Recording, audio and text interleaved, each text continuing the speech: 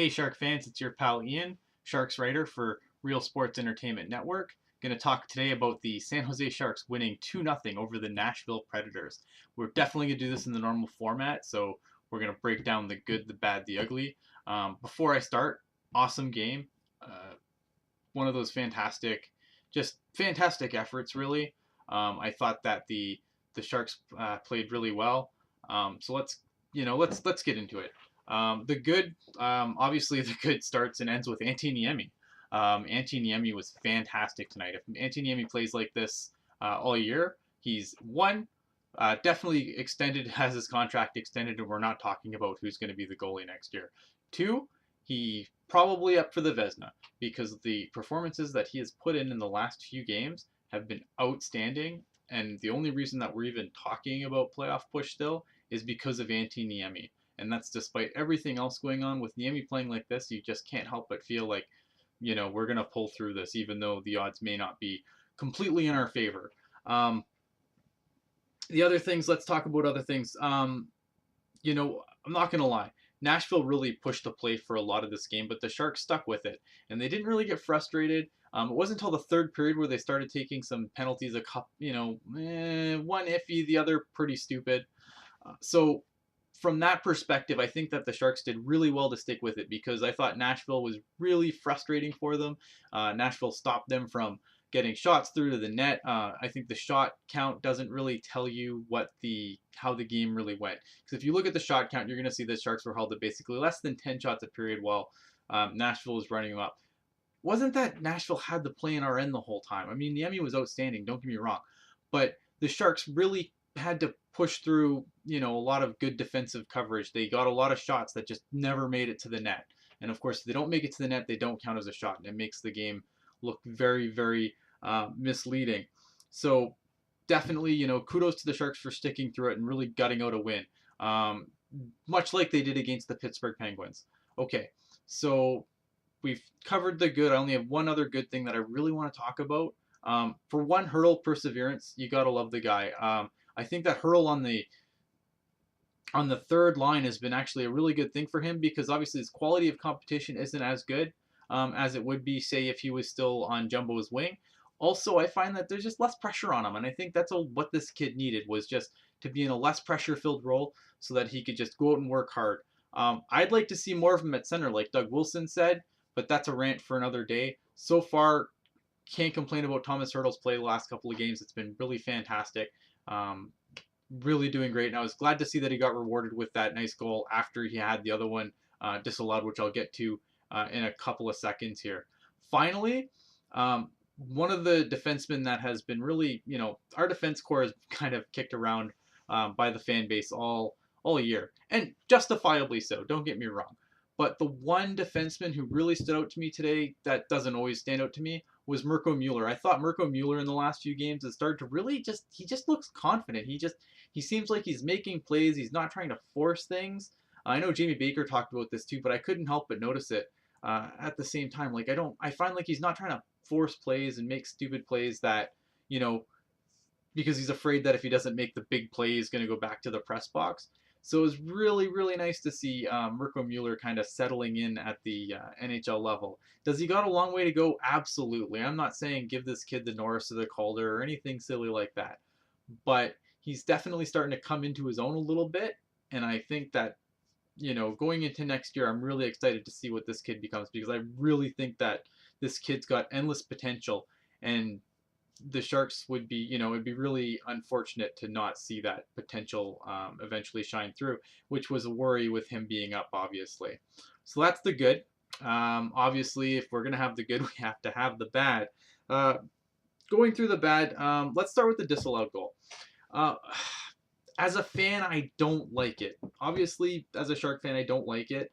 But when you kind of try to look at it objectively, and I know I'm probably going to get some hate for this, and that's fine. But if you look at this play objectively, if that was in our end and that happened, and it's Justin Braun pushing, if it's Justin Braun pushing in the Nashville player into, Antti Niemi, chances are we don't want that to count either, even though Braun, let's say Braun pushed Ribeiro into Niemi. Chances are we don't want that to stand. So I don't know. I mean, I feel like objectively, probably the wrong call. Although if the roles were reversed, we would have been happy to take it. Um, I don't. It's hard because I didn't feel like Hurdle was really um, propelled into like he was pushed into the net. It wasn't like Hurdle took a little bump and then rocketed himself over Pecorine. So to me, that goal probably should have stand, but I'm obviously not complaining about it as a Shark fan.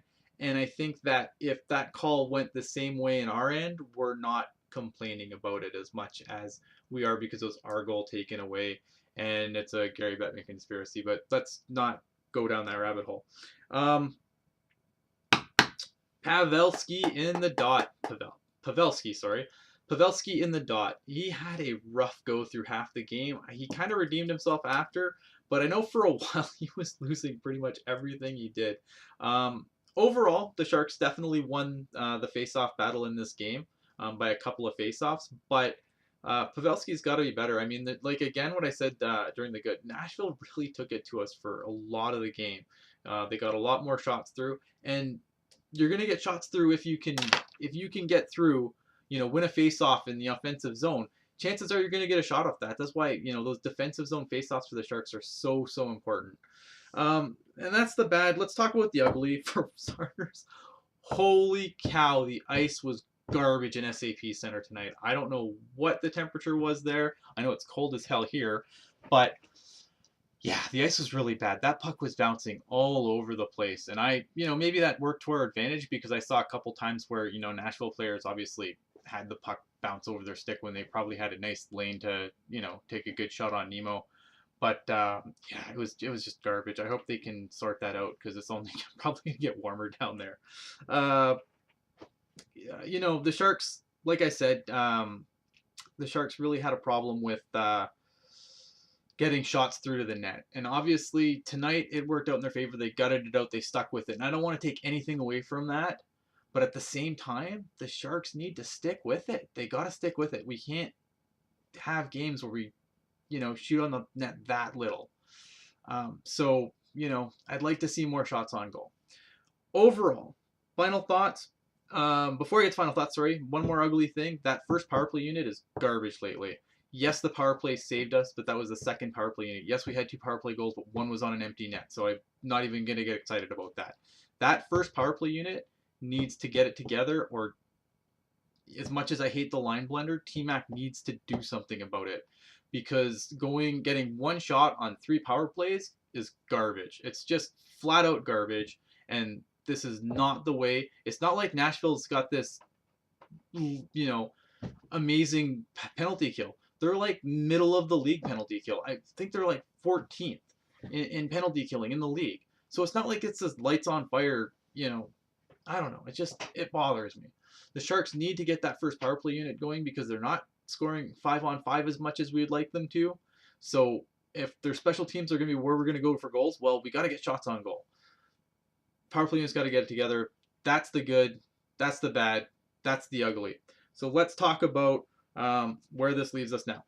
Sharks move up to, I want to say 76 points, which is okay. It's a step in the right direction. Again, like I've said previously, the Sharks need to worry about what's going on in there, what they're doing, take care of their own business, and hope the rest falls into place. Me, I got to watch the whole damn thing. So, Sharks moving up to 76 points still leaves them 3 points behind Los Angeles at 79. It does put them within striking distance of the Winnipeg Jets, who are at 78. All this time I've been talking about how the wild card spots are probably not likely.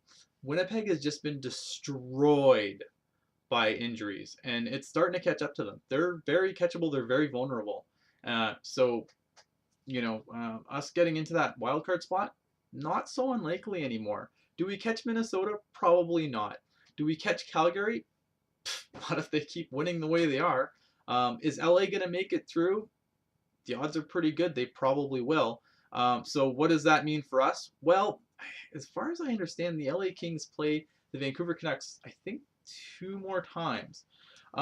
Tonight I was kind of on the Vancouver bandwagon. I thought that if Vancouver won the game, that it would be better for us. But now I'm starting to think if LA does play them and continues to beat them, Vancouver might be the next most vulnerable team in that list. LA's just not losing, and Calgary's not losing. So maybe Vancouver is the team that maybe Vancouver is the team we overtake. I mean, we have to overtake 2 teams.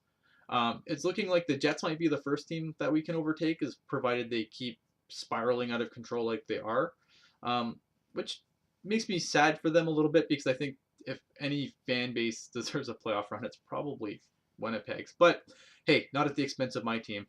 So the Jets, yeah, the Jets, they're kind of spiraling out of control. Florida needs that win too. And Los Angeles and Calgary doesn't lose. So maybe it's the Jets and the Canucks that are going to be our way in. But the Canucks have been also very good. Good win tonight. Long road ahead.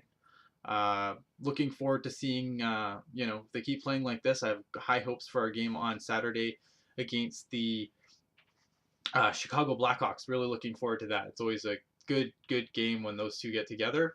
Obviously, I'll be breaking that down on the weekend. I'll have a nice written post for you. I'll probably do a written post game on that one too, since it'll be weekend, and I don't have to be up so late. Or at least if I'm up late, I don't care because I can sleep the next day. Other than that, guys, I think that's it. So thank you for watching the video. I also want to thank everyone who's been helping me out on like Twitter and stuff. Of course, you can follow me on Twitter at IanBlogSharks. If you want to read or watch any of my stuff, you can always go to rsenreport.com. Finally, I just want to close with this. I know this video is running a little longer than I normally run, but out in social media, I've had a lot of help from people who I've been following for a while, people whose stuff I've been reading, listening to, whatnot, that have taken the time to, share my posts on Facebook when I say, like, hey, I've got this new blog, or retweet my stuff on Twitter, to try and get awareness of my stuff out there. And I can't tell you how honored I am that people have taken the time, especially people who are, in my opinion, the real deal, whereas I'm just learning the ropes still. So for those people to come out and support me the way they have, it's an honor, and I can't thank you guys enough for that support. What can I say? Thank you so much. Okay, guys, thank you very much for watching my video. I hope you guys enjoyed it. I hope you guys continue to watch my videos, subscribe. Again, rsenreport.com, at IanBlogSharks on Twitter. Thanks, guys. Bye.